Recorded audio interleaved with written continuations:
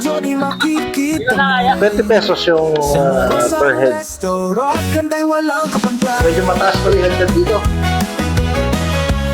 Tapos doon sa taas, andun na yung sigat na kamay. Mga action figure na malalaki. Masyadong mataas. So ngayon, paalis na kami ni Paul Gilbert. Di ka magsisisi, higanteng kamay ni Johnny, makikita mo rin. Diretso na kami sa Long Long. Sa Marosan Restaurant, ganda'y walang kapantay. Tanungin Papunta na kami doon sa malaking kamay. Paraiso ka na. Saan ka pa? So, dito na po kami. Mag-enjoy, sulitin ang bakasyon. 20 pesos yung per head. Welcome to Marosan Restaurant dito sa Long Long La Trinidad. Akit na kami ni Paul Gilbert, ni Nathan. Masarap ang pagkain Nathan ng La Trinidad. pagkainan. Ito sa taas, andun na yung sigat na kamay. Ganda ng paligid, picture, memories ay solid.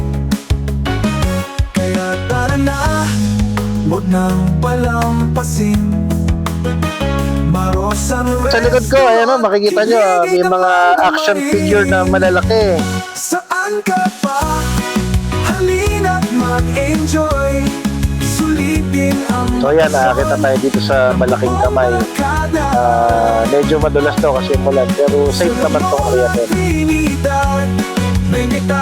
Masyadong mataas. Kaya hindi na tayo pwede sa mga heights na ganito. Ganyan na lang yung kamay. Yan o.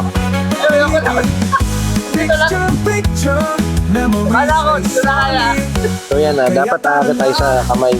Kaya lang medyo nakakalula sa taas eh. Dito na tayo ngayon sa rooftop ng Marosan. Sa likod ko makikita nyo yung strawberry farm.